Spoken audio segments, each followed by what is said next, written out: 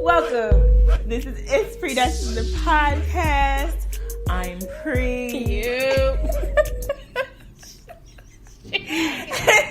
Today, it's your neighborhood class clown. I am so excited about this episode because I know it's about to be hilarious. Today, I have the creative, the parte of the namaste, dang, if y'all hear all that, that's fireworks from across the bridge at the Senators game. I'm in Harrisburg, y'all. I'm recording in Harrisburg this time. Oh shoot, I was introducing you. You are. My super poppin', holistic, getting you right, scientist friend, Hev Diggity. Thank you. Thank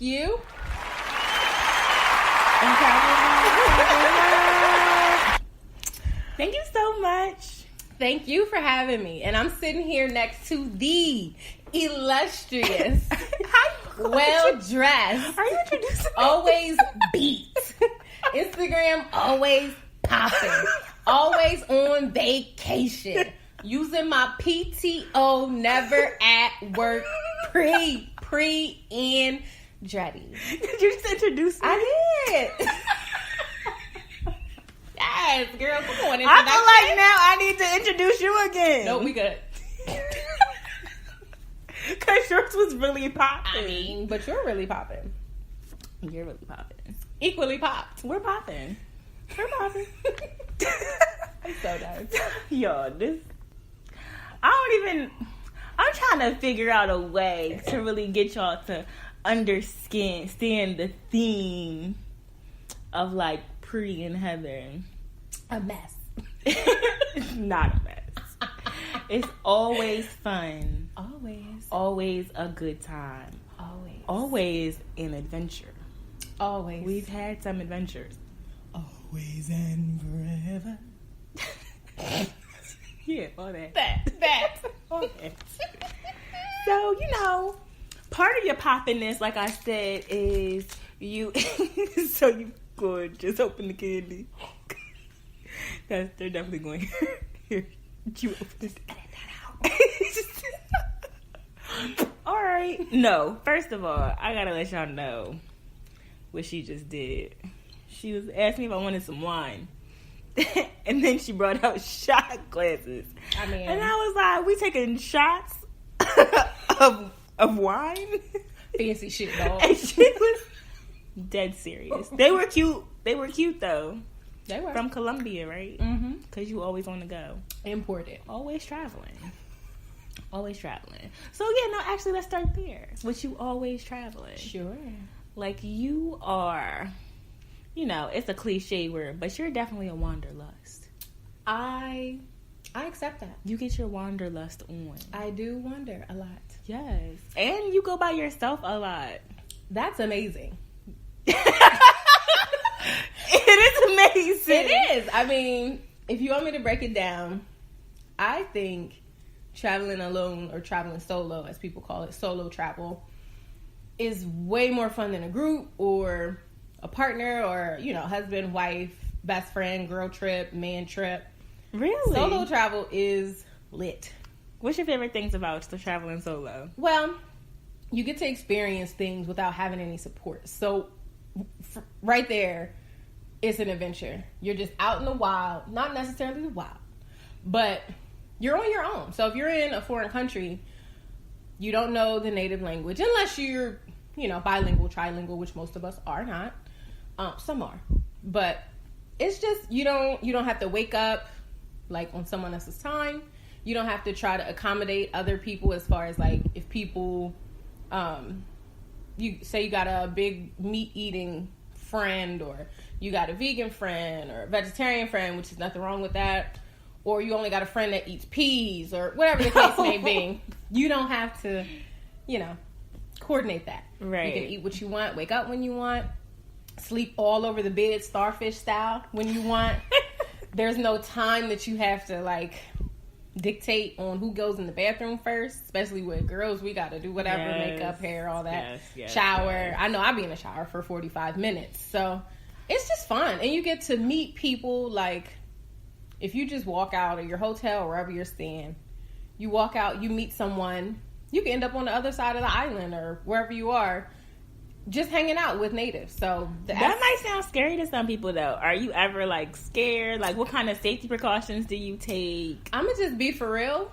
And since you know me, you're definitely a free spirit. I take a few risks. Definitely a risk taker. And not to say I'm jumping off cliffs, which is on our to-do list, but some situations in foreign countries have been a little taken-ish. Really? Or, Mission Impossible-esque. Give me an example. Sure, I'll expound on this. Yes, please elaborate. So,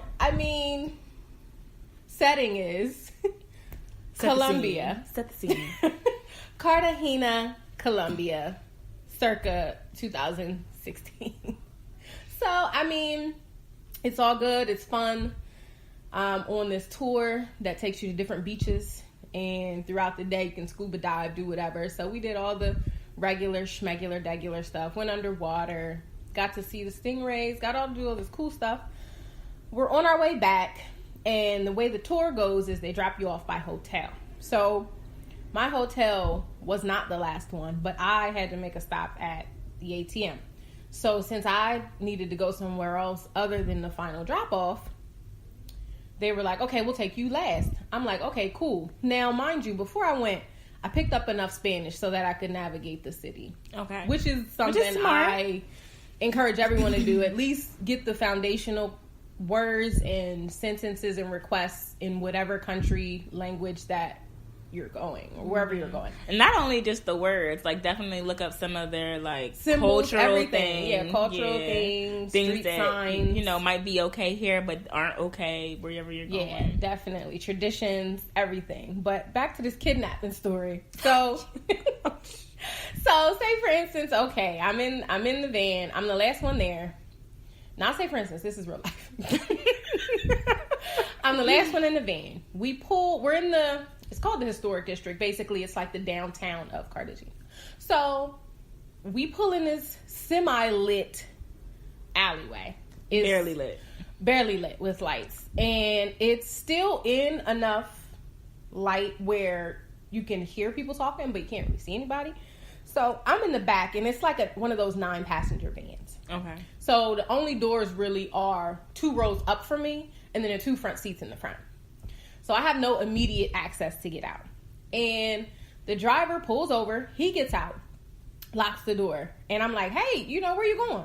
And he just shook his hand, almost waving at me, and was like, I'm thinking he was saying, I'll be right back. I don't know. Right. So I'm sitting in the back, and I'm like, this don't feel right. And right. Whether my gut feeling was overreacting from too many movies. Listen, whatever the case may be, you gotta follow your intuition. No, I'm good. So I waited for what felt like 40 minutes, but it was probably 2. And I got out. I crawled up to the front. I got out of the van. I looked around. It wasn't anybody there. Nobody. And I'm like, where did that dude go? For one, why did you get out? Why didn't you just take me to my destination? Right. And 2, how did I end up in an alleyway in the back of a van? Oh, no. So I got out, and then it was only thing I had was a map, and I'm really good with directions. So I had a map. Obviously, the map's in Spanish. That's fine. And what would have taken 25 minutes in the car took me an hour and 45 minutes on foot. Oh, mind you, it's 10:30 at night in the cocaine capital. I was worried, but I just was like, hey, if it's my time to go, what better place? I'm just saying. That was probably the most frightening experience I've had. So it was cool. once I walked and I started seeing things that were familiar, I was good. And then I asked kind of, hey, do I get to this street to get to this hotel? And then, I caught their like transit, which is kind of like a bus. Mm-hmm. Kind of like a bus? Well, there's no air condition. Like, it's just... Almost like a tuk-tuk. Kind of like a tuk-tuk, but it looks more similar to our like city buses, just a smaller, condensed version. And I got back to my hotel. I told my hotel about it, and I told them the name of like the tour line or whatever, because most of the tours and daily activities you go on are booked through your hotel. So I told them about it, and they were like, well, we'll let the company know, because we don't know who the drivers were or whatever the case may be. But I mean, that's all I got. I didn't get a refund. I never found out. They didn't give you a refund? Mm-mm. Never found out what they were doing, why they didn't take me to the ATM, wow. Why they didn't come back to the car. Like, I mean, it wasn't too bad, but when I look back on it now, yeah, well. I think it was that like, not adrenaline that set in, but just that fearlessness, like, all right. Well, here I am. I mean, I'm in it now. Right. So, and it wasn't anything like, people didn't hop out with guns or anything crazy like that. It was just the fact that I was left alone in a situation where it was unfamiliar. But other than that, my solo travels have been easy peasy. I mean, 2019, I said I'm going to go. You have to. Abroad alone. You have to. Somewhere. Not Colombia. I mean, I don't think it's that's like my number 2 favorite place. So that I've gone so far. I don't know. I encourage it. Okay, well, no tourists then. Yeah, no tourists. I'm gonna look back at my paperwork and see if I can give you the name of it, so you know not to use them. Who not to use? You gave me a travel site earlier too that you said you got some decent tickets. You got your ticket from Iceland and Bali. Yeah, Vayama. That was for Bali. And I think, let me not say I think, I don't know, but I think the majority of their bookings are for China Eastern and Pacific countries. So if you're going to like Sydney, Australia, or New Zealand, Indonesia, things like that, Malaysia, Myanmar, those places, I think you can book through Vayama. Sounds good. Yep. I have to decide. I have to get my travel list for 2019 together. Yeah, for sure. I'll just say, not in general, but I'll say my particular pro is I can get to experience other cultures through my own personal lens. So I'm not going with a friend and we're tag teaming it, and it's just like 2 black girls in a country or 2 brown faces in an unfamiliar place. It's just kind of me. So I set out my own adventure, and it could even be a day. I normally take anywhere I go, I normally take a day to literally do nothing. So I'll kind of mosey around wherever I'm staying, whether it's a hotel, Airbnb. I've never stayed in a hostel. I won't plan on it because that's really, some hostels are really nice. I believe you. I won't try it. I mean, that's fine, especially if you're traveling by yourself. Yeah, I would feel more comfortable not. Only because it's a younger crowd. It's just not me. But you get to just experience things in your own solitude. So I think that's definitely a pro for me. And plus, I'm just more... I like an itinerary, but even when I make an itinerary, like say for instance, if I go with a partner, I leave room for just openness. So it's like a set plan for different things to do during the day, but between each of those things, there's ample time for us to mosey around, or if there's something in between that we see, we can stop and get out and view and things like that. So, or even if you meet new people, and it could take you, to where the best food is, right? Because oftentimes that's my main purpose. Like, get with the locals, go where the locals go. So it's very seldom that I do touristy things when I go. Like, I like to say I'm going on an adventure. I'm going to experience culture rather than I'm going on a vacation. Because personally, if I think vacation, I think you're going to a beach, you're going to do hella touristy things, be on a resort somewhere.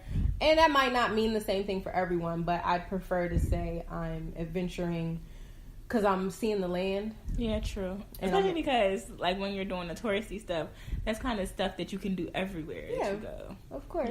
So you want to find the things that set apart the destination. Right. Right. Even if I'm going somewhere like domestically, so even if I'm going to wherever, South Carolina or Nevada or, you know, wherever the case may be, like me and two of my other friends, when we went to Vegas, this was their first time in Vegas. This was my third time in Vegas. I didn't want to do the whole strip and gamble and, you know, the Vegas scene. So we drove all the way to the Grand Canyon. But in between, you know, we stopped at all these different antelope ranches. We stopped and got to see, what are they called? Baby wolves. We got to do a lot of stuff. We hiked. Child, you'll be surprised what runs through the desert. What? I mean, there's all the landscape alone of the Southwest of America. Beautiful, amazing. Southern Nevada, it's amazing. Arizona, New Mexico, amazing. It's beautiful. It's like if you've flown. Have you ever flown to Vegas? Mm-hmm. Okay. So have you ever woken up like before you get to Vegas? Yes. And you look down? Mm-hmm. Amazing. Yeah. The Grand Canyon is nothing. I'll never see anything like that in my life. And it's one of the wonders, isn't it? I think it is one of the what is it? 7 wonders of the world? 8? 7 wonders. 7?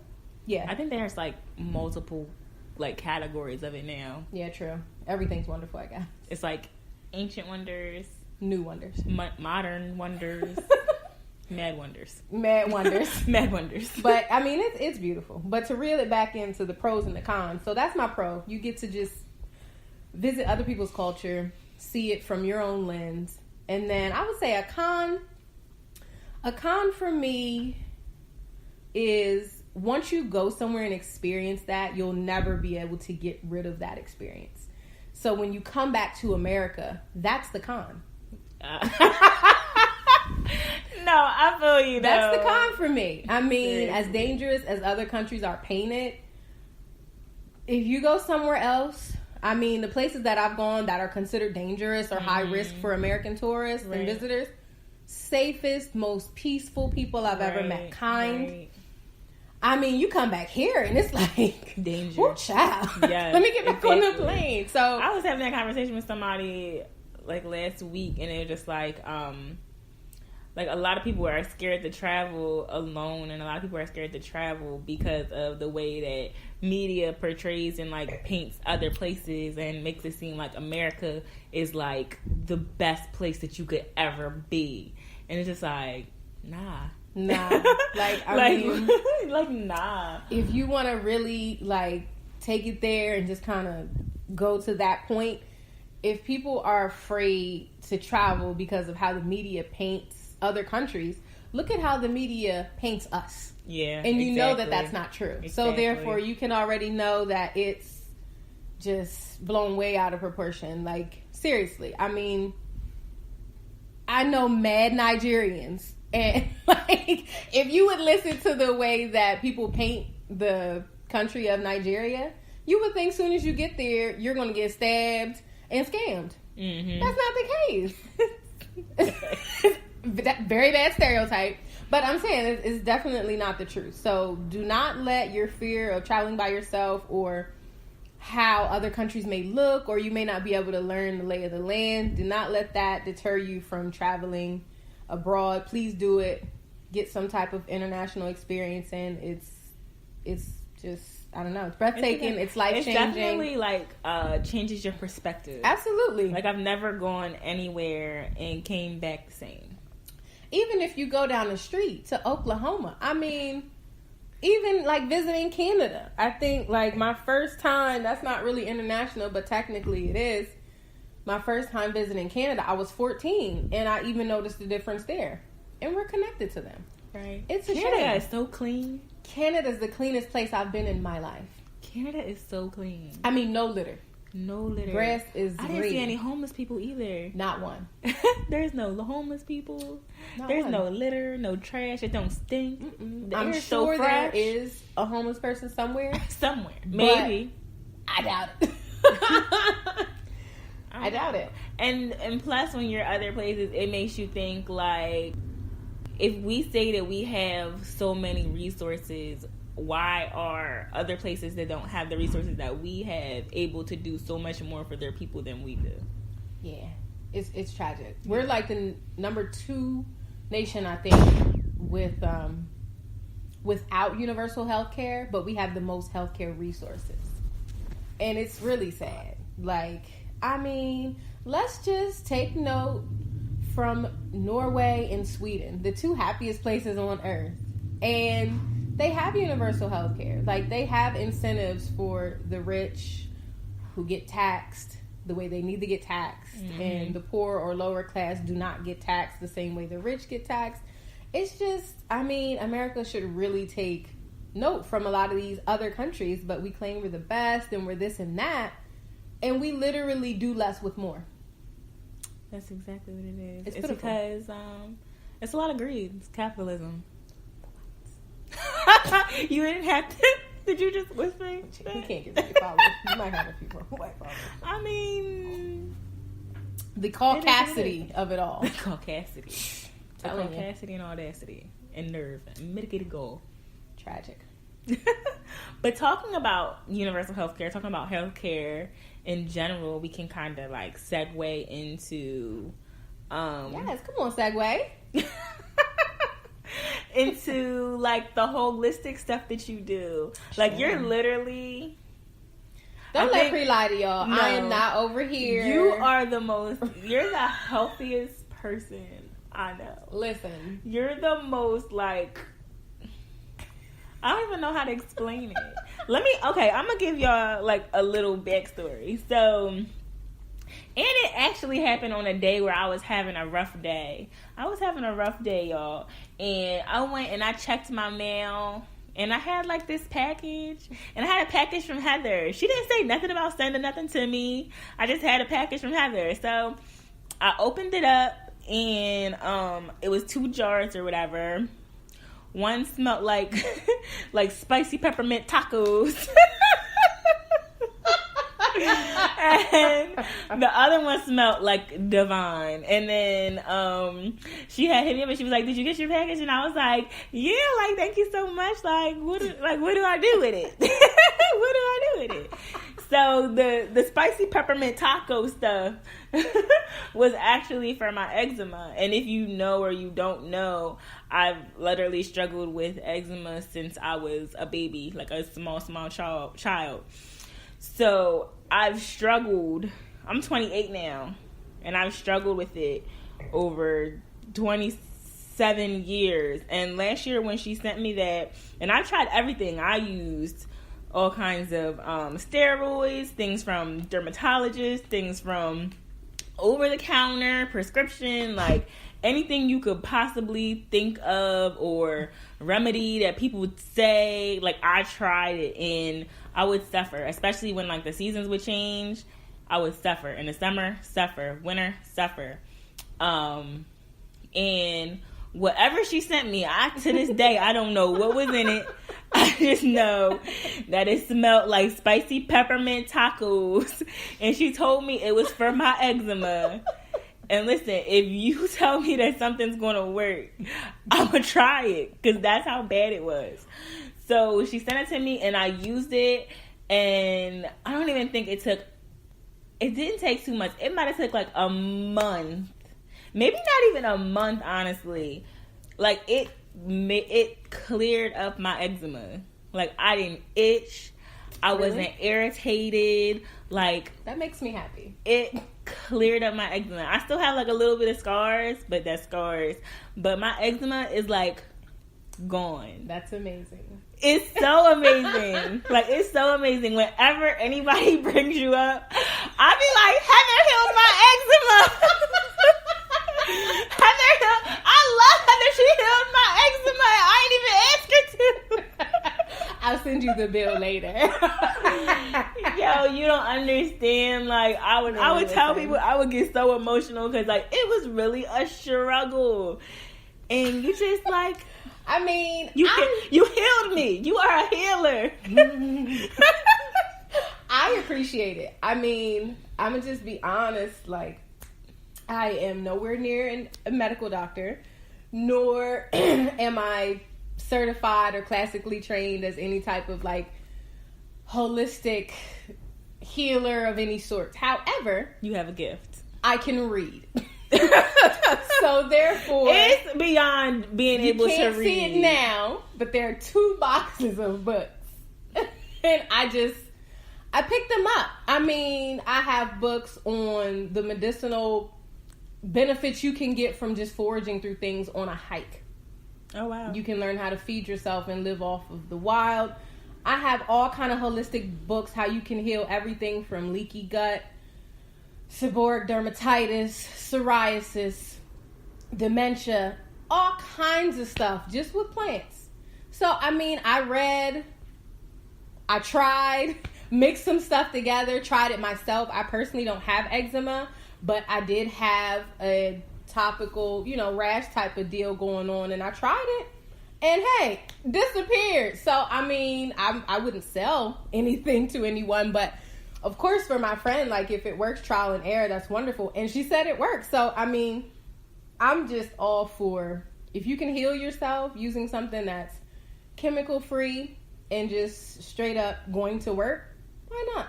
Yeah. So I'll mix together as ever many oils I need to get us, glowing and prospering, to make sure that all of this melanin is taken care of. Okay. I'm here for it. But what got you into, like, being interested in, like, healing with, like, oils and plants and stuff like that? Because I remember when we were staying together for a little bit, you had so many. It was so many vitamins and oils and roots and berries. And I would just be like, and you'd be like, you want some of this? No, I'm good. Listen, you come in there with chia seeds and grind. Oh, she was like, it's basically it's like hummus, but it was some stuff. Listen. Now, disclaimer: I had a steak today. However, I believe wholeheartedly in the power of a plant-based diet, and by diet, I don't mean what you ingest.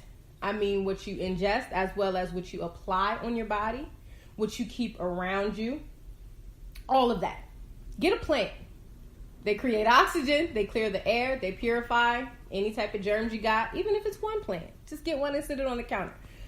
But, I mean, what started me, honestly, I would say sort of a maturing. So, one of my biggest stages of maturation happened while I was living in the South, going through a breakup. I was supported, but I didn't internally feel supported, and that can go into a later story about anxiety and all these other things that we create for ourselves. But when I got to college, my mom brought me up like any other baby boomer mother. Perm your hair, straighten your hair, eat this fried chicken. Pause for the cause. I'm so proud of my mom because I've been trying to get my mom to go natural since I went natural when did I go natural? Like 2010. And I cut my hair off in 2011. I've been trying to get her to go natural since then. She used to tell me that she couldn't go natural because when she needed a perm, she would get a headache. And that would be like scientifically proven because of the chemicals that soak down in the hair follicle. Please don't do that because she listen to this and she's going to be like, see, Okay. Heather said. But if she would detox her body from perm. But she finally went natural. Then she'd be good. Like She's 2 good. months ago. And I'm so proud 2 of her. months? Okay, come on, 60 days.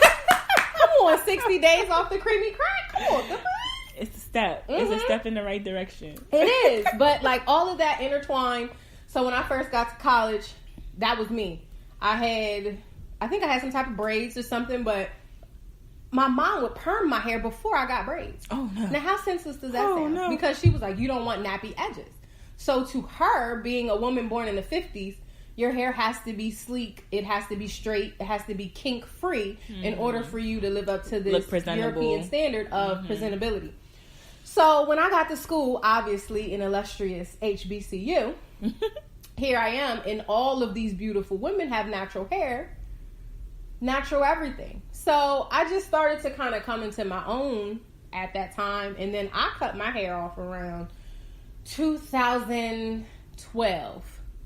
And obviously, we are just wonderful beings. We can wear a weave or a wig or whatever to protect our hair, but I didn't put any other chemicals in it that would alter its natural state, basically, since that time. So during that whole 2012 to about 2014, 15-ish, that's where I just kind of got into, like, nothing's working. I was diagnosed with PCOS in 2012, and I'm like, I know so many Black women how that have does this PCOS. happen?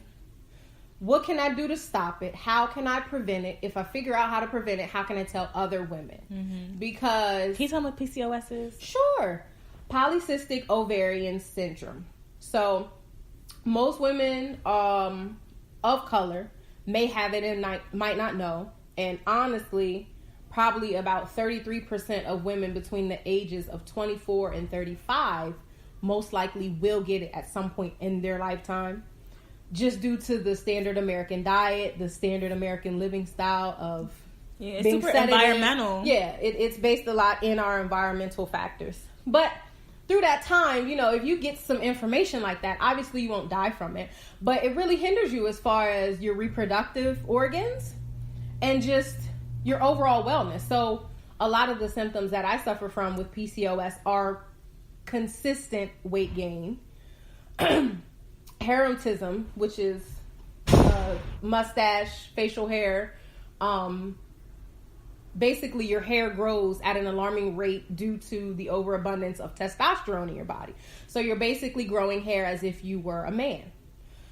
And, it's tough, but I've seen women who have it way worse. Some women, they start to grow fibroids in their uterus. Yeah. They start to get cysts, ovarian cysts.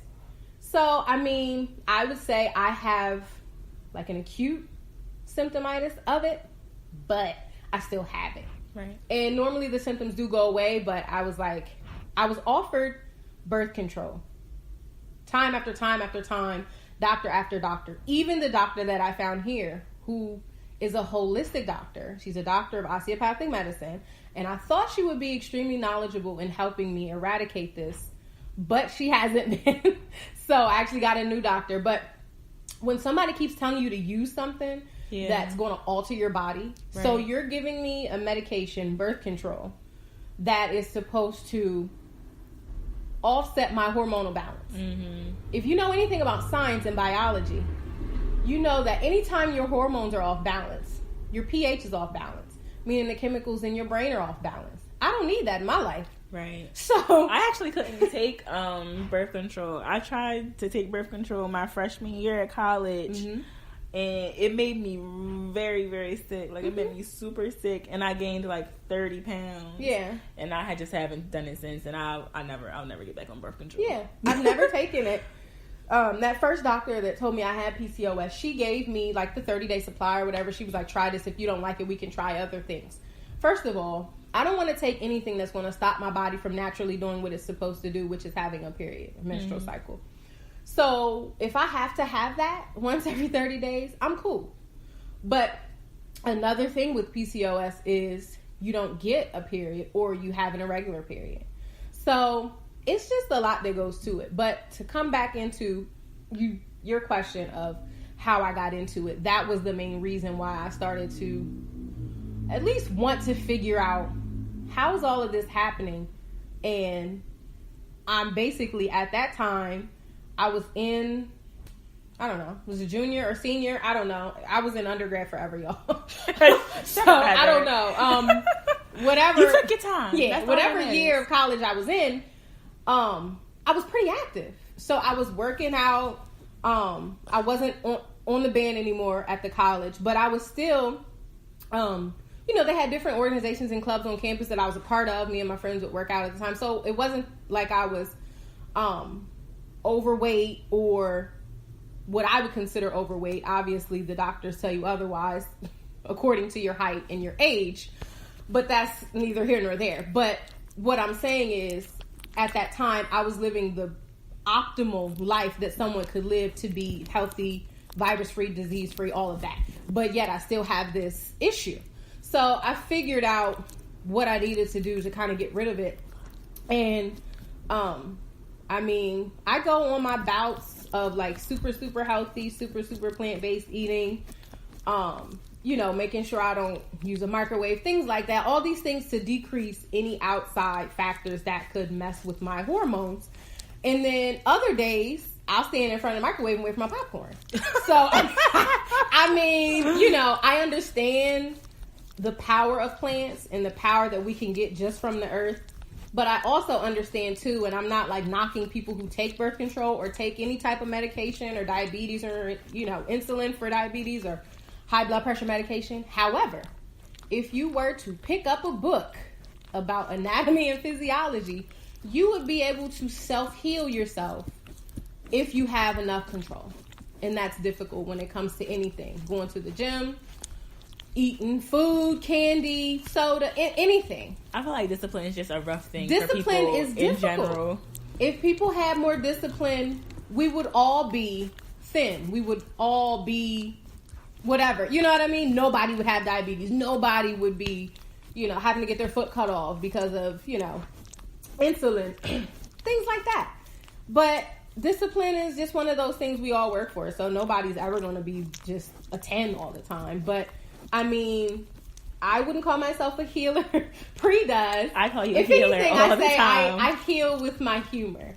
I think I'm pretty funny. You're mad funny. But, I mean, other than that, you all can create your own creams and salves and oils and things like that. But I've gotten rid of, like, psoriasis of the scalp with my own hair. My mom was having some alopecia, like, kind of after menopause. And I made a cream for her. Put that on her head. Now she has a nice little afro going. Okay. So, I mean, it's things that you can do. All you have to do is read, really. Google's there. If you don't want to physically go buy a book on herbal medicine, Google will give you...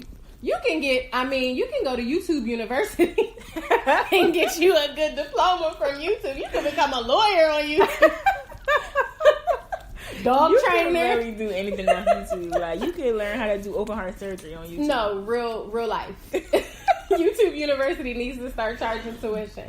The thing is, now I've kind of prefer YouTube. Like, I'll go search on something on YouTube before Google now a lot of times. Because I feel like Google... it gives me the worst news before it gives me the good news. Like, okay, I got a headache, sore throat, backache, may have spinal cancer. Like, all right, come on, Google. Exactly. And I'll be like, oh gosh, I got 2 days to live. Come on, Google. Google done put a death threat out. Speaking of death threat, can we talk about why Trump is hitting our phone? I need him to get off my phone. Trump, you're blocked. I need him to get off my planet. No, he's trash. He's really trash. Gosh. It's like every time. No, it's not even every time. I don't think he's trash because I don't ever think that he's not trash. But yeah, he's never not. It's trash. just like he finds new ways to be more trash. He reinvents himself every day into a different piece of garbage. I agree, for sure. One day he's the banana peel. Next day he's an orange peel. Next day he's old kitty litter. Old kitty litter. Spoiled milk. Okay. I can't with 45. He better not text me again. I'm gonna have to call up Sprint. The thing is, I didn't even... For real, Bella? Sorry, y'all. My animal was sitting on our speaker. She didn't mean it. I did that right now. Okay. But he is, from everything that I feel like every piece of legislation that he's put out thus far has been to marginalize some type of oppressed people. And Absolutely. It's like so sad. And it's like, I know when he first got elected, like, people were like, this may be what we need. It's gonna be that push that we need to, like, whoever said that, they're really trash too. This, exactly, really put things into action and fight for what we really want and what we deserve, and we're gonna have to come together. And it's just like, child, come together and do what? Because people are still getting shot. Black people are still dying. Y'all are still misusing and abusing our black men. Y'all still getting free labor out of all the prisoners. All the good hipsters are now entrepreneurs in medicinal marijuana. However, we are still the majority in prison. And most of them for non-violent drug crimes. 13% of the U.S. population are black men. 43% of inmates are black men. Look at that number. That doesn't even count women. Right. Black women have been thrown in jail within the past 2 or 3 years at an alarming rate. I don't know the stats last right 5. now. It's exponentially going up. And crazy. that was back in... Probably 2015 or so?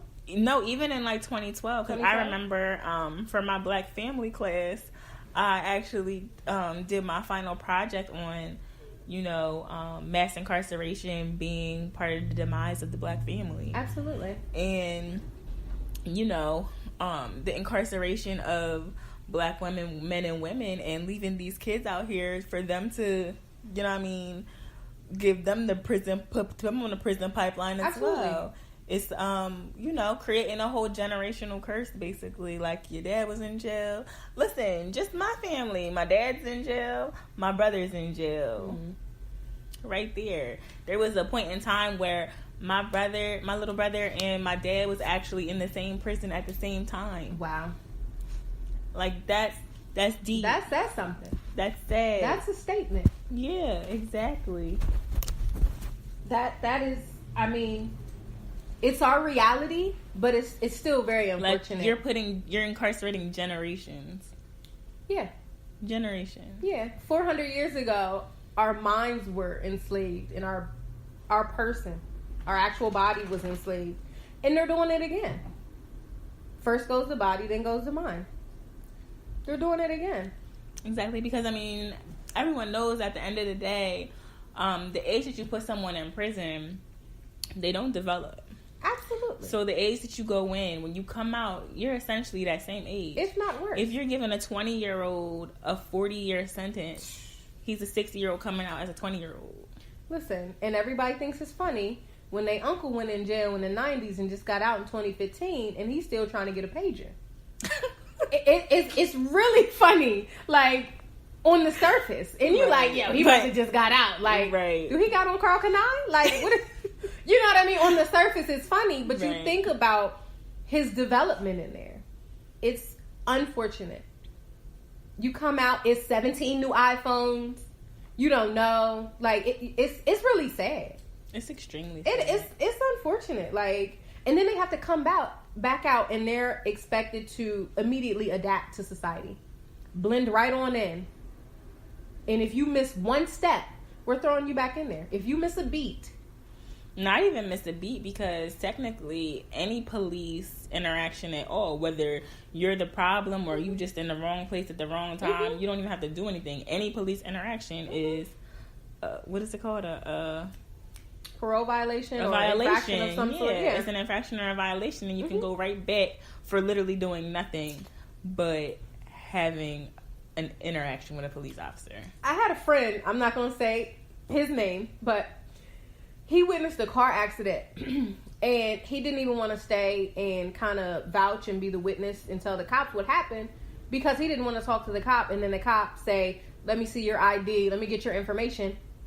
No, because as soon as they run his information, oh, you're currently on probation, what were you doing at this car accident? It might sound unrealistic, but let's be real. No, it's not unrealistic at all. It happens all the time. Yeah, and it's a shame. You can't even go about your daily life without worrying about being thrown in jail, being killed, being shot. It's difficult.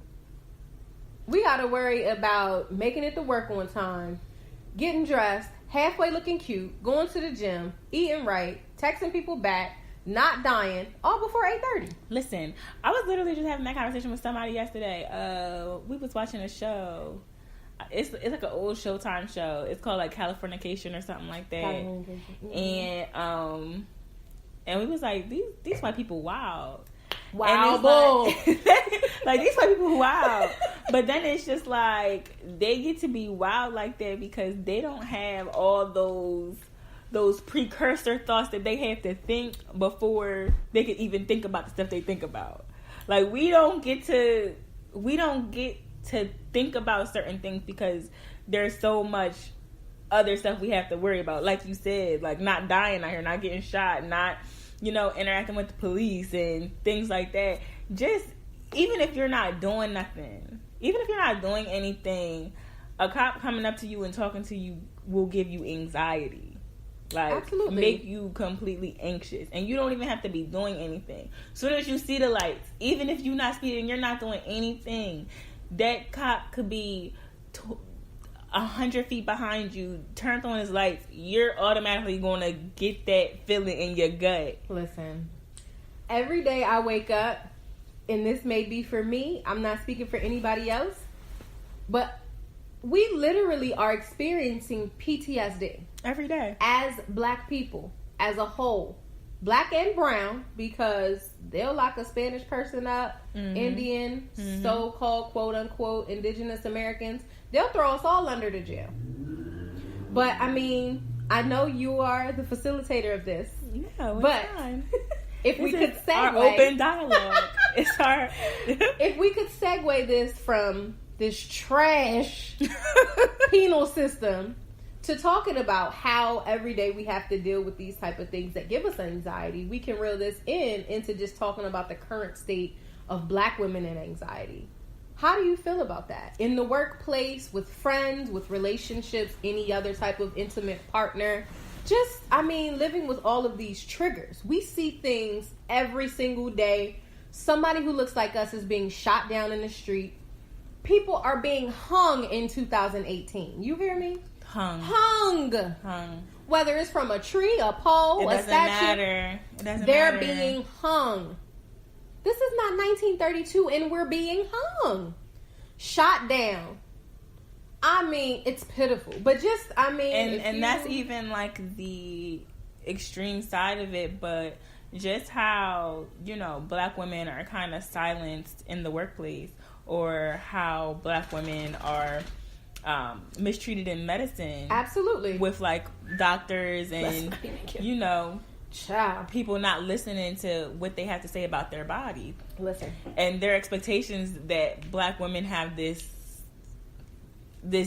tolerance for pain where, we can handle anything. Absolutely. And we don't know our bodies. And it's like, no. That's why black women are way more likely to have, medical procedures go wrong or even end in death.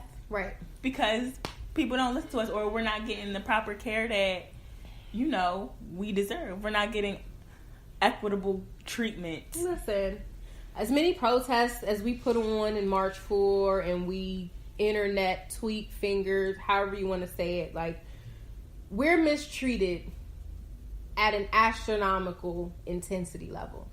It's crazy. If you want to be like historic with it, J. Marion Sims, quote unquote, the founder of gynecological research and studies, he was using black female subjects to test any type of surgical procedure he had to do that dealt with the female reproductive system. The founder of gynecology. Just imagine everything that physicians do right now as far as pap smears, well women checks. They were created on a black woman's body, and she was given no pain medication, no type of anesthetic, no type of numbing cream. They couldn't even give the sister lotion, probably. Treating us as we're disposable is historic. It's pitiful. They still do. They still do. And they think that we are invincible. Whether or not we exaggerate that stereotype, strong black woman, we can take on the world. We pick that up because we have to put that on in order to just make it through the day. Right. The superwoman complex, we can talk about that for hours and how that's diminishing the emotional.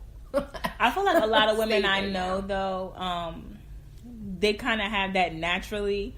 But I feel like a lot of women that I personally know have been more intentional about not trying to save the world, not trying to save everyone around them, not letting people be codependent, Absolutely. because it's stressful and it adds to the anxiety and it adds to stress.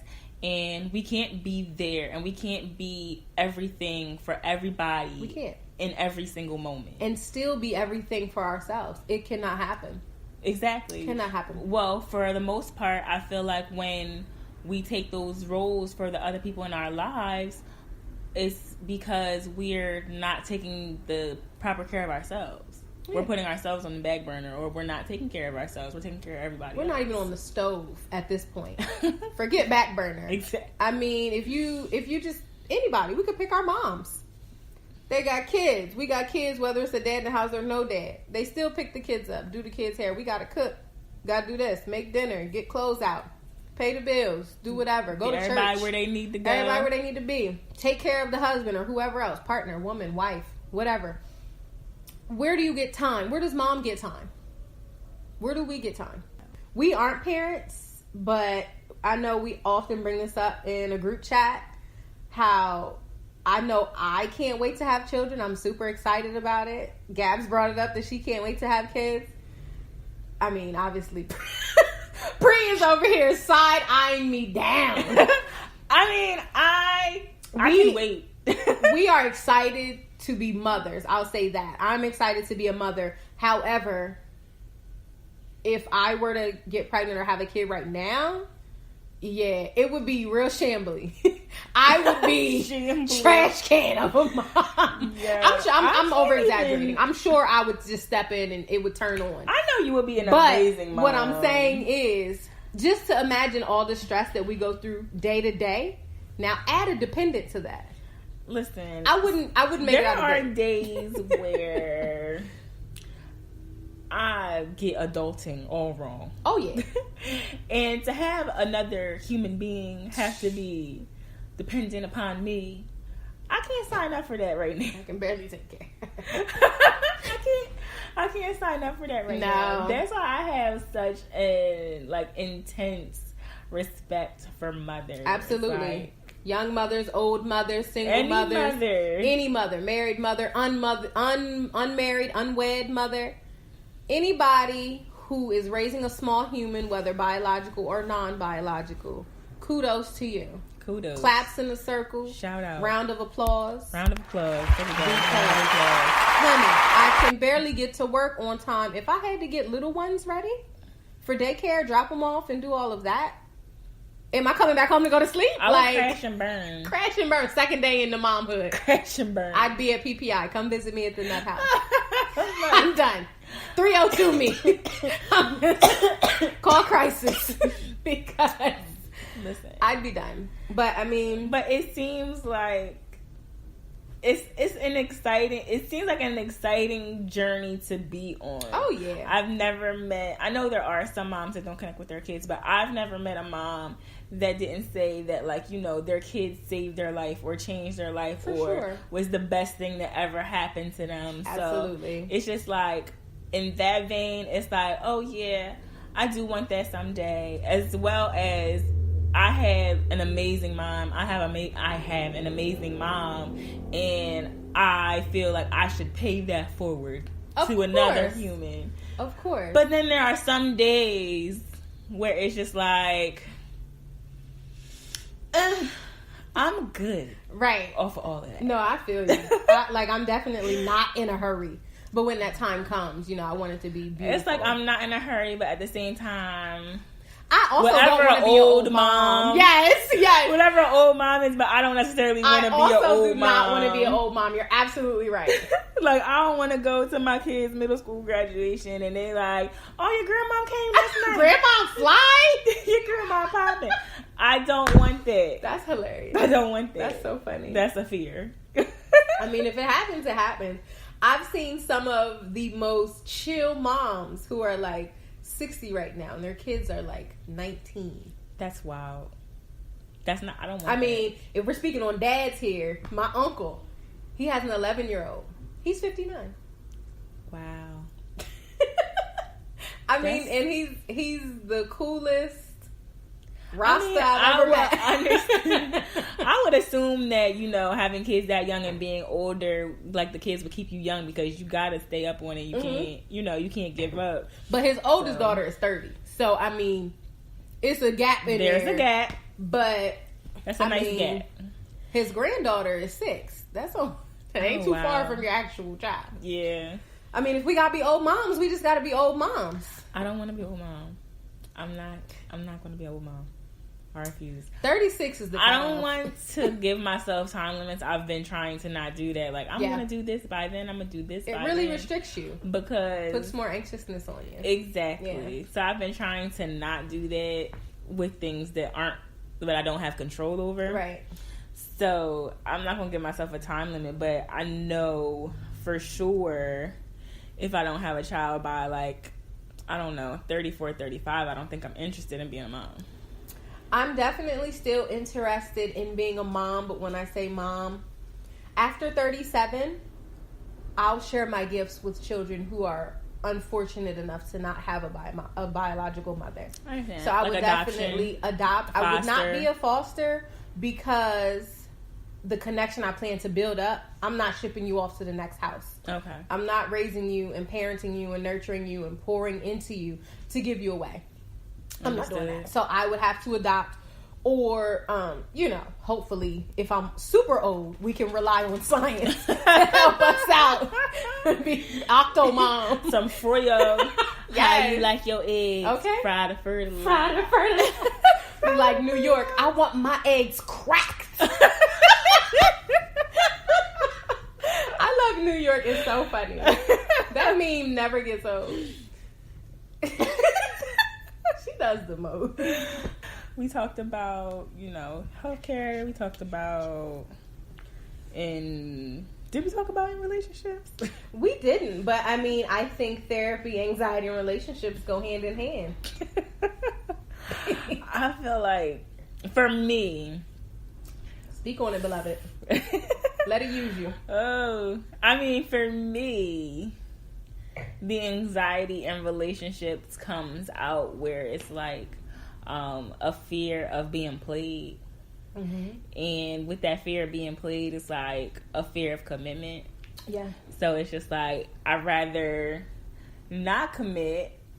And even when I get to a place where I do really like somebody, I won't commit. I'll find reasons why I shouldn't, or I'll find things about them that I don't like, and it'll be my reason, like, nope. Or if they do something, I'll be like, see, you were right. Run. Yeah. Run, girl. Run. Run fast. I'm done. So, I mean, in that vein, I try to stay, like, super unattached.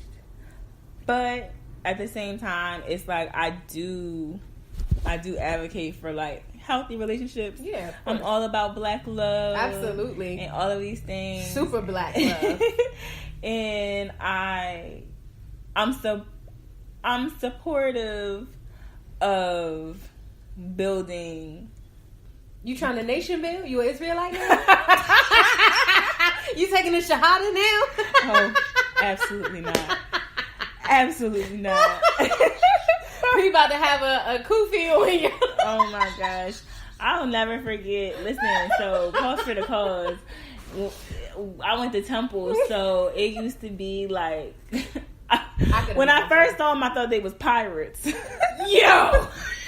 But that was the black Israelites, and they used to stand on these boxes, and they would have microphones, and they would have like swords. Ain't nothing like a black Israelite child. They would have swords, and it used to be an ordeal.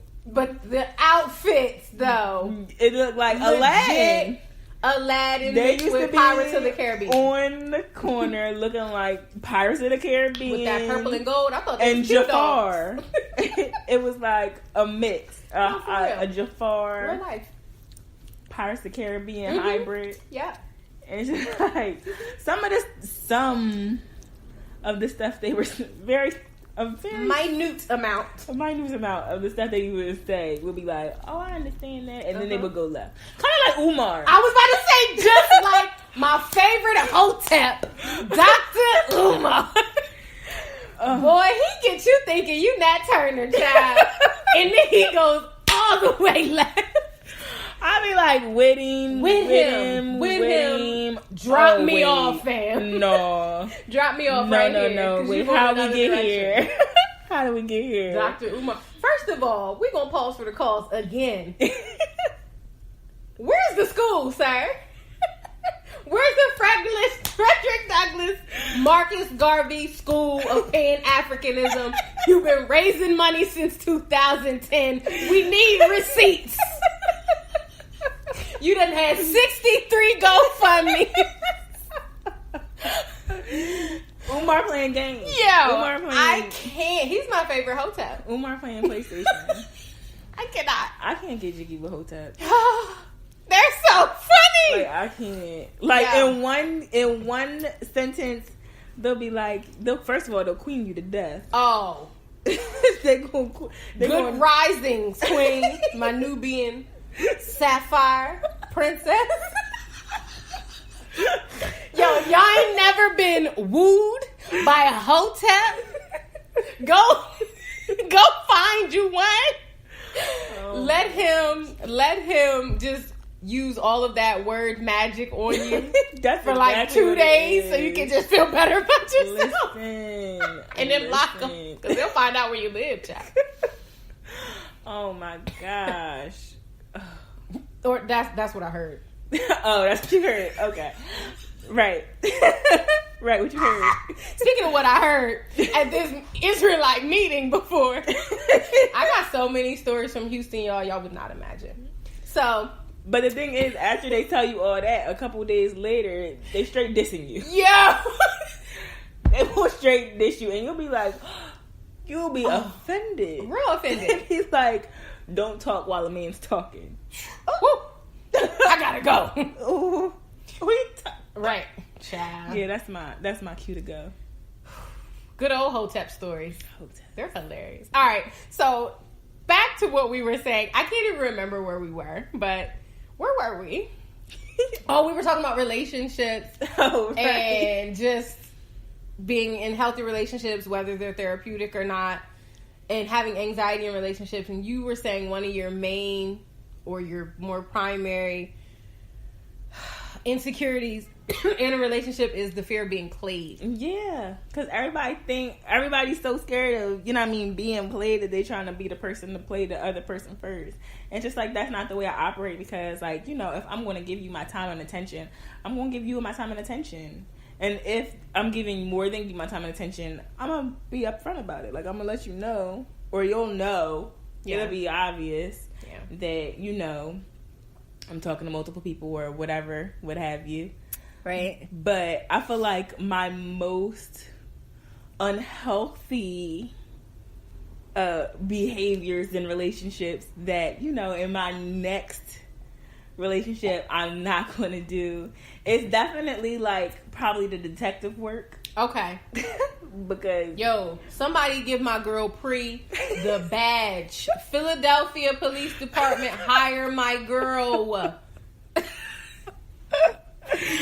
I definitely used to be,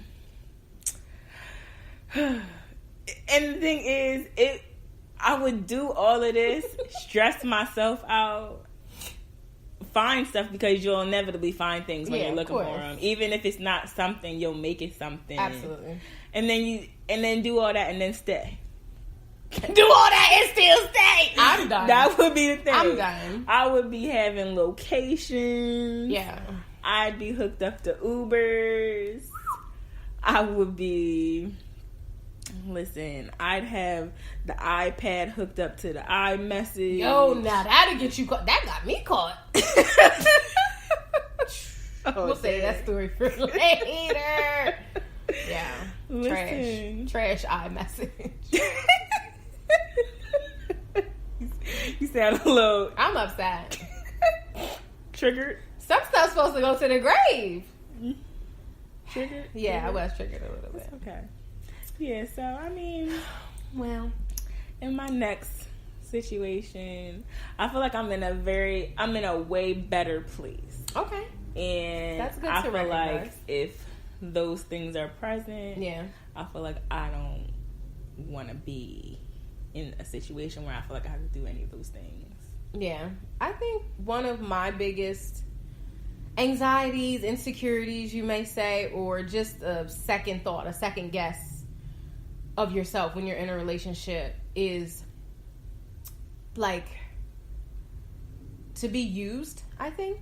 So not so much in the fact of cheating or being dishonest or unloyal, whatever, unfaithful, but it's like I'm a serial monogamist. So when I'm not in a relationship, that's like a fish out of water. I prefer to be in a relationship rather than not. I actually am kind of awkward at dating now, only because I'm in a relationship more than I've been out of a relationship. I mean, I can completely. You understand where I'm coming from? You know I can. So, but from that, one of my previous relationships I was in, I absolutely was like, if you had a checklist of the perfect girlfriend, hit every box. And what happened? You still get cheated on. You still get cheated on. I mean, so I kind of like scrapped it and was like, if someone, I mean, obviously, and me and that person now have a resolve, you know, he understood that he was definitely finding himself. He has a baby and whatever the case may be, but I mean, that's another story. But we're on good terms now. I mean, I wouldn't spit on him if he were on fire. However, there's no hate in my heart for that situation. But we both learned from it. I definitely learned because straight out the gate, like at the end of that, I was like, everything I did in this relationship, I will not do for anyone else. And that was basically everything you would consider a good girlfriend. I never went through phones. Like, I cooked for the whole squad, your whole friends, of whoever. Mom likes you. I support your rap career. Oh, dang. I mean, I was like 100% checking all the boxes of good girlfriend. Like, I was loyal. I didn't cheat. I mean, you know. Iron clothes, wash clothes, cooked food. Your went voice to the just gym, went real high pitched. Make sure everything stayed nice. You know what I'm saying? Just super supportive, loving, caring. And when I first got out of that, I was like, how can someone offer all of these things? Speaking of myself, how can I offer all these things and someone still does you wrong? So I was like, scrap that. It's like back to the drawing board. And I was like, so if all of these things I thought were the perfect girlfriend weren't it, I need to find alternatives. So then... And I mean, that's the thing where it's like, I think that's a problem where we automatically go inside ourselves and start picking ourselves apart, whereas it's like, this is not a me thing. Like, if that person did you wrong or that person did something to betray your trust or whatever they did, like, that's a them thing. That's an insecure thing on their part. Absolutely. That's the issues that they have that they need to resolve. Yeah, and that, like, transition into, I won't say who I am now, but I'm at, like, 80% of just a culmination of everything I learned. Because I learned some great things. You really learn a lot of things when you come out of a bad situation. Whether it's like a life situation with family or a partner or a boyfriend, girlfriend. You learn a lot from bad situations. So I learned a lot of that allowed me to grow so much. Just as a partner, as a future wife or spouse or whoever you want to be. As a woman, as a daughter, like as a friend. You just, all of the avenues that I felt were empty after that split, they're filling up right now. And I also feel like once you're at that point where you thought like there was nothing more that you could do, like you were everything that you possibly thought this person could want or will want in a woman, and it still go left. Where was I going with that? It went left so many times. It went around the corner and came back.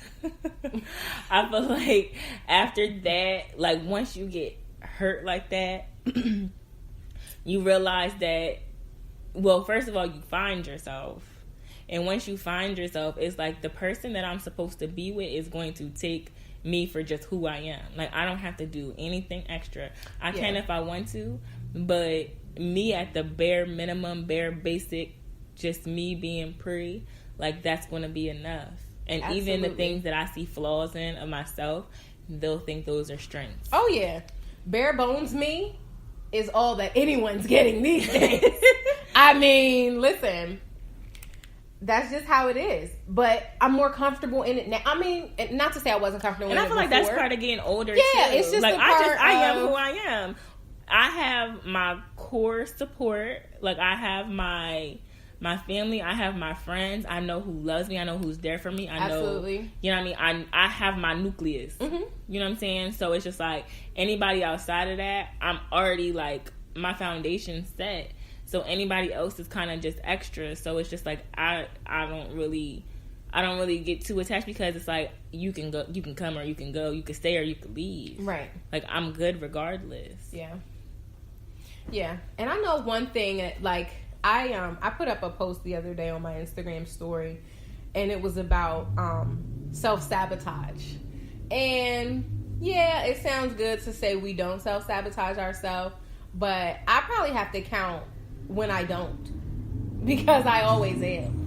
And it comes, whether it's a partnership or dating or anything, it could be something as simple as you getting in your 10,000 steps or whatever, or you know, talking to a guy you like, or anything. But I think that where I am right now, I'm going to use your word, curate. I curate so much happiness internally. You have to. That it wouldn't matter if anything material was gone. Drop my phone, lose my phone, car get in an accident or anything. Unshakable. And I think until people actually, people, but more specifically women of color, learn that happiness is deeply rooted, I mean, you can never be your ultimate self. Like, you can never be as optimal as you should be if you're looking for outside sources to bring you happiness and contentness and completeness. It just doesn't work. Absolutely. And I think that kind of goes back to you saying, like, when you come out of a bad situation, like, whether any kind of situation, whether it's a career goes wrong or relationship with a friend, somebody intimate, whatever. Yeah. It strips you down. It really, like, kind of humbles you, and you kind of feel alone in those moments. Mm-hmm. And I feel like in those moments where you feel like kind of, I don't want to say broken, but you feel kind of your lowest. Yeah. Those are when you figure out the things that make you happy, because you have to grasp onto those things. Yeah. So it's like you're trying to find the light in the darkness, and those things that bring you the light when you're in that type of darkness, those are the things that you hold on to. You hold on to when you're in the dark, you hold on to when you're in the light. Yeah. And when you hold on to those things when you're in your brightest moments and your most pivotal moments, it keeps you from getting to the dark. For sure. You know what I'm saying? Yeah. And you said it's like when you're broken, and that could be emotionally broken, physically broken, financially broken. Ooh, child. Self-accomplishment broken. Listen. I mean, all of that. And if you want to just kind of narrow in on the word broken, after something's broken, what do you have to do? Pick up those pieces. And it really matters. You can pick them up, shove them in a trash bag, or you can pick them up with intent to put yourself back together better than you were previously. And I think that's one of the things, like, and I mean, sometimes it's not even about putting it together. Sometimes you got to trash it all and just start over. You can trash it all. I don't think I've started over. I don't think I've broken it down and picked it up and just started it over. I've always at least kept one or two things, because those things add to me. Okay, those things add to the puzzle that is Heather. Yeah, but sometimes people need complete changes. Absolutely. Sometimes you gotta start back from the drawing board, and that's okay. For sure. You gotta do what works for you. You gotta do at the end of the day, beginning of the day, middle of the day, middle of the night, middle of the afternoon, during brunch. Yeah, you gotta do. Yes, brunch. Yeah, wasn't brunch popping today? It was. Brunch was delicious. Brunch was amazing. But anyway, you have to do what's best for you. You have to do what makes you happy and what serves you. And I feel like I say that all the time, and y'all probably tired of me saying it. Probably. Well, guess what? Listen to it. Adhere to this message. You have to do what serves you. You do. Like, yes, we want the people around us to be happy. Yes, we want our family to be happy. Yes, we don't want to disappoint people. But at the end of the day, what is a disappointment to someone else if you're not happy with who you are? Yeah, if you're disappointing yourself every single day just to please others, where are you? Who are you? Exactly. Like, I know it's been times where we were talking about it earlier, where most of our friendships are either distant or we don't see them every day, but as soon as we see one another, we pick back up. Like, if I go somewhere or if I see someone, especially from like our graduating high school class, they'll be like, oh, I didn't even know you lived here anymore. Oh, you don't come out. You're right. Because my personal fulfillment is sitting in the house with my animal and a book, preferably a snack or two. And like, that's where I find my peace and my happiness is in solitude. And for some people, they're energized. Have to be okay with that. Yeah, and they're energized from going out, or they're energized from being with a partner or a loved one. And that's all well and good. Find what makes you happy. Find what brings you peace. And if it might seem odd to others, let that person go. Yeah, exactly. Like, whatever you can manifest for yourself, and if people don't adhere to it, like, they're not conducive to your lifestyle. Right. I said that to a friend not too long ago. And, it was like he was talking to somebody and he really, really liked her, but she wasn't really reciprocating, or, you know, she was, you know, whatever. She wasn't feeling him, point blank, period. And I told him, I was like, all that we can ever do in any relationship is put out our most authentic selves. Absolutely. Not our best selves, not what we think people want from us, not what we think, you know, people will receive, the best parts of us people will receive, but we have to put out our most authentic selves, our most vulnerable selves. Yeah.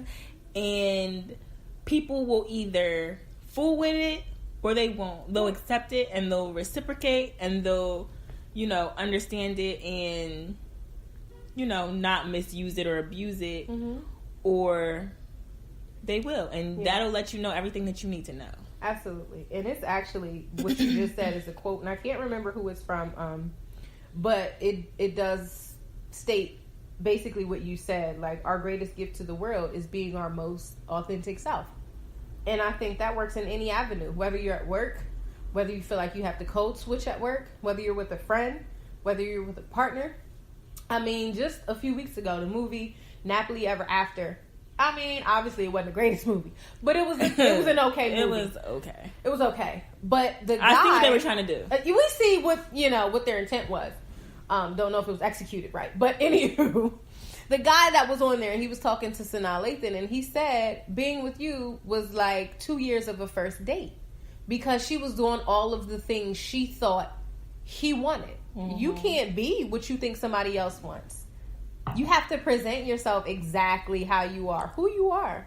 Right. And especially how tiring is it? Like, to be somebody else every day. Because you're creating these unrealistic expectations for that person. So that's once exhausting. You actually get them, or in her case, you're married to this person, is that when you gonna let your hair down? And then it's gonna be like, you changed. Who are you? This is not the person that I met. It's like, if you give the person who you are in the beginning, what you see is what you get, and this is it. Take that bonnet off, sis. Then, you know what I mean? I'm always for truth and honesty, or whatever. Absolutely. Truth and honesty. If you are honest and truthful with somebody, you give them a choice. And I'm all about options and choices. We all have options and choices. That's the worst feeling, when somebody else takes away your ability to choose. Right. And that normally happens by a person lying. Exactly. So it's like, if you give people the real authentic you, the truth, being a truth teller, and they're not with it, they get to make that decision, and you get to move on to someone that appreciates your truth.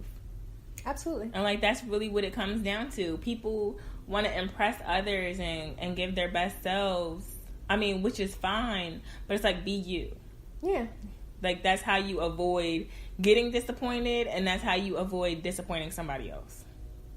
Thank you, beloved. You have now listened to a TED Talk by Heather and Pri. But I know we have been a bit long-winded. We definitely have. So, to wrap it up, look how I'm wrapping up your show. To wrap it up, I have a question for you, Capricia. Okay. So, if you were on a TED Talk and you had to give a very well thought out dissertation about the future movements and the future initiatives of what can be done to better the health and wellness and emotional state of Black women millennials, what would you tell them?